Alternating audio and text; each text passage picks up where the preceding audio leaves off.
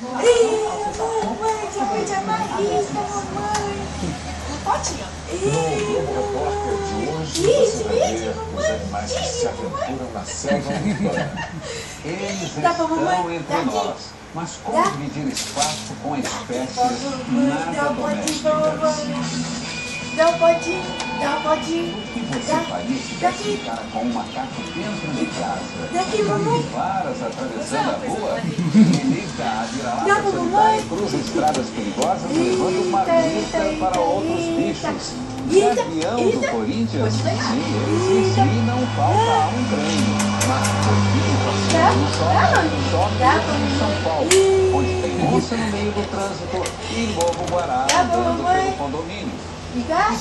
Morar ao lado mamãe. hoje, no Globo Repórter. Notícia daqui. Lembrando que depois do Globo Repórter tem em seguida as notícias do Jornal da Globo. Tá bom, mas pra você. A bagunça que tá isso aí. Dá pra mamãe? Dá? Eita. Assista agora Guerra dos Sexos. Este sábado, 11 da manhã, Liara bate um papo com Dom Cavalcante. Hoje a tua linha de Sigla 10. daqui. Daqui, Lolo. Vem, Lolo. Lolo. Dá, Lolo. Daqui, mamãe. Eita,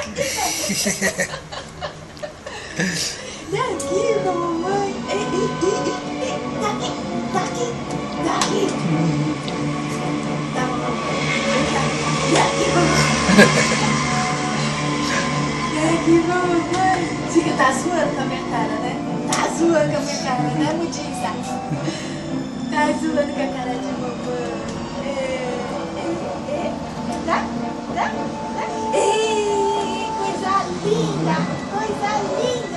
Foi lindo que você fez, muito lindo.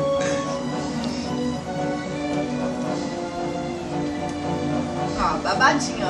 É, filho.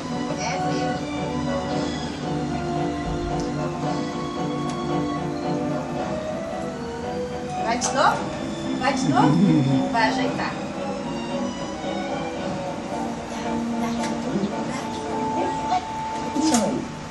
Então, Juliana ficou assustada quando a gente falou do meu Eu acho que não tá garanta. Os patrões vão te contar com uma coisa. Quem acaba se estrepando somos nós.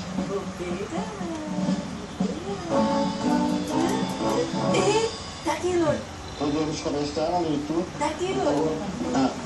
Bom, Daqui, mamãe. nestes termos fica estabelecido que se o faturamento